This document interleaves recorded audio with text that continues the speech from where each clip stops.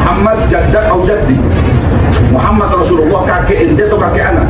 Bahwa Al-Imam Faqihil Muqaddam beliau pernah mi'raj, saudara-saudara, bertemu dengan Allah dalam satu hari 70 kali. Waktu saya masih di Habib Bahar sering bilang belajar sama satu Habib sama ukurannya belajar dengan 70 kiai. Betul nggak Habib? Satu Habib walaupun Habibnya jahlun, maksudnya bodoh kata Habib Bahar, itu ukurannya perbandingannya amat 70 kiai yang alim. Jikalau bagi kalian itu adalah suatu kesalahan, kami Allah, saya Bahar bin Smith tidak akan pernah minta maaf dari kesalahan itu. Kami dan datuk-datuk kami tidak pernah mengajarkan kebencian kepada siapapun. Kami datang ke Indonesia bukan untuk menjajah kepada anda, tapi kami datuk-datuk kami semuanya datang kepada anda untuk mencetak ulama, kiai-kiai. What? Indonesia tanah air beta, pusaka abadi nan jaya.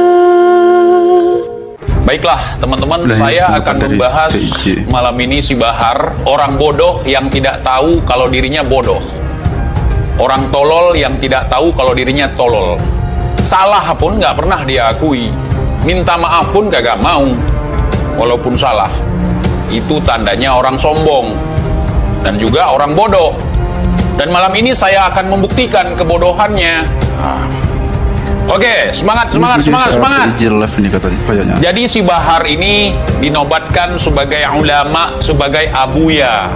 Jadi murid-murid si Bahar manggil si Bahar abuya karena sudah ngarang kitab, ngarang cerita, ngarang penembakan, pokoknya tukang ngarang. Bahar tukang ngarang cerita namanya, bukan orang yang ngarang kitab. Itu namanya penulis dongeng. Misalnya kau pingin jadi apa, terinspirasi pingin jadi penulis novel, kau buat novel, jadi kau sebagai penulis novel ngarang, kau di situ nggak apa-apa. Tapi kalau udah ngarang bawa-bawa agama, itu bahaya. Bagaimana kau bisa disebut sebagai abuya sedangkan watak kau kayak buaya? Bagaimana dia udah bisa ngarang kitab? Bagaimana dia bisa dikatakan sebagai orang yang alim? Bagaimana dia bisa dikatakan sebagai ulama? Hadis palsu aja kagak kenal dia. Kemudian cerita-cerita dongeng di kalangan keluarga besarnya. Ada seorang Habib, beliau Masya Allah dari usia 6 tahun sudah berpuasa. Puasanya 4 tahun berturut-turut, saudara. Bukanya dengan 4 kurma doang. Bukanya sekali setahun dengan 1 kurma. Apa nggak mampus? Kau tidak tahu seorang itu mencapai kewaliannya tidak dengan usia seperti itu. Akil balik aja belum. Bagaimana dia berpuasa?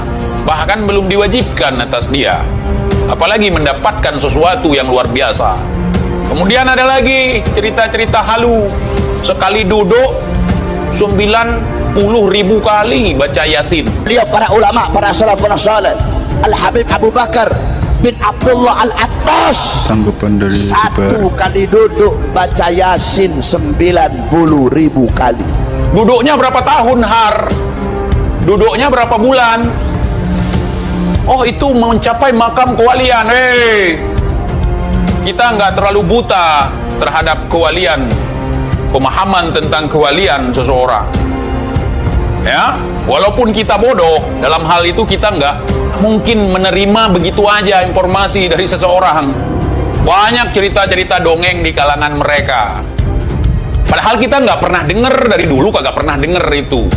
Bahkan mereka selalu membanding-bandingkan antara ulama ini dengan ulama yang satu lagi, biar mereka pamornya naik. Dan si Bahar ini sangat luar biasa dalam ceritanya. Dia belajar dari guru ini, dari guru itu, dari guru ini. Bahkan ada orang yang disebutkan meninggalnya sebelum si Bahar lahir. Dan ada seorang lagi guru dia. Dia belajarnya, dia masih bocil, masih kanak-kanak, masih balita. Kalau si Bahar pinter, nggak mungkin dia nantang orang buat gali makam Nabi, sedangkan dia ngaku sebagai cucu Nabi. Kemudian kalian pernah dengar nggak ceramah murid si Bahar? Saking pinter gurunya. Kemudian si Baharnya ngeles. Oh, dia mungkin salah ingat, dia mungkin nggak ingat ketika dia mengatakan satu Habib bodoh lebih utama, lebih mulia daripada 70 kiai yang alim. Gimana nggak muridnya kayak gitu? Gurunya model si Bahar. Aduh, parah ini.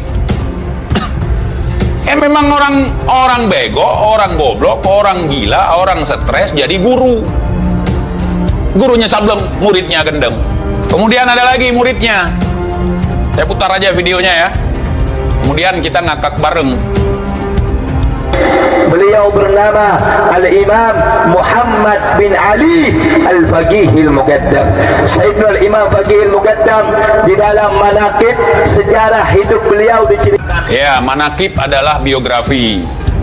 Diceritakan biografinya. Entah siapa yang cerita, entah di mana, ngarang mereka kebanyakan. Biar terlihat hebat. Wow. Bahwa Al-Imam Faqih Al-Muqaddam adalah orang-orang yang besar. Beliau adalah orang-orang yang hebat. Bahkan diceritakan beliau pernah mi'raj, saudara-saudara. Wow. Beliau pernah mi'raj, saudara-saudara. Beliau pernah menghadap Allah. Kita lanjut. Diceritakan beliau pernah mi'raj, saudara-saudara, bertemu dengan Allah dalam satu hari 70 kali. Ya Allah, dalam satu hari 70 kali, saudara.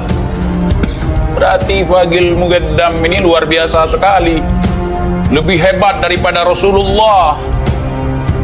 Beliau ini 70 kali sehari bertemu Allah, saudara. Sedangkan Nabi Musa dulu yang ingin melihat Allah, tapi beliau tidak sanggup. Dapat dari mana itu, Bahar? Kau ajarkan nama murid kau kesesatan seperti itu? Tolong kiai-kiai, tolong ulama-ulama kami, orang-orang seperti ini ditertibkan. Tolong MUI, ini ajaran sesat. Mereka lebih menghebatkan orang-orang yang mereka anggap sebagai keluarga mereka dibandingkan dengan Rasulullah. Ya Allah, sehari 70 kali menghadap Allah. Siapa dia? Maksum dia, lebih hebat daripada Rasulullah. Tak heran kalau ajaran mereka memang seperti itu, lebih mengagung-agungkan dirinya dibandingkan Rasulullah Sallallahu Alaihi Wasallam, sementara mereka setiap hari pansos ke Rasulullah Sallallahu Alaihi Wasallam, cuma numpang bawa namanya tapi menyebarkan ajaran yang tidak sesuai dengan ajaran yang diajarkan oleh Rasulullah Sallallahu Alaihi Wasallam. Belum lagi si Bahar, ini muridnya nih, pasti ajaran si Bahar karena muridnya. Ayo teman-teman, tolong, kalau kalian kenal dengan MUI, kenal dengan ulama-ulama, tolong luruskan makhluk-makhluk seperti ini. TIJ mengatakan, dongeng versi baru nih, kebangkitan PKI gulingkan Jokowi. Kemudian intelijen hitam itu adalah dongeng versi oknum Balawi yang terbaru. Kemudian kalau ada yang mengkhianati bangsa mereka, akan mengirimkan pasukan-pasukan atau laskar-laskar pelanginya untuk melawan pengkhianat bangsa.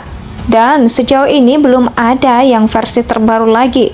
Versi terbaru adanya seorang oknum Balawi yang ditembak tapi kagak jelas sampai sekarang beritanya.